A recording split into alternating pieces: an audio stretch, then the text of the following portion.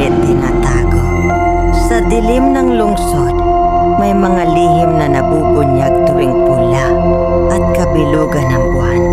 Ito ang Mga Aswang ng Lungsod. Isang seryeng naghahayag ng katatakutan batay sa alamat, kasaysayan at kababalaghan. Isa sa mga kwentong ito ang tapsilugan ng mga aswang na bukas lang tuwing mapula at kabilugan ng buwan. Sinasabing ang karne dito ay hindi ordinaryo.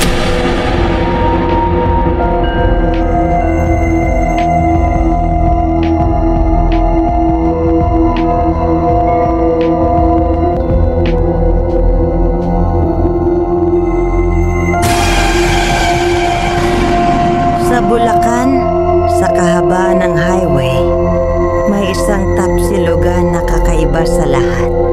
Wala itong pangalan. Tanging ang salitang tapsilugan lang ang mababasa mula sa labas. Wala ring menu. Tanging isang karatulang open lang ang nagpapakita kung kailan ito handang tumanggap ng bisita. Pero may kondisyon. Bukas lang ito tuwing mapula at kabilugan ng buwan. Sabi ng mga marites, sobrang sarap daw ng tapsilog dito. Pero kapag tinanong mo kung saan ito, bigla silang tatahimik. Sinasabing, delikado, may kapalit. Si Kiko, isang delivery rider, ang isa sa mga huling nakakita sa tapsilogan na yon. Gutom, pagod, at desperado sinubukan niyang maghanap ng bukas na kainan. Doon niya nakita ang maliit na karinderyang iyon. Tamang-tama, tahimik at walang customer. Pero parang naka-reserve na para sa kanya ang buong karinderya. Babaeng matanda ang nagluluto. Hindi nagsasalita. Nakatitig lang.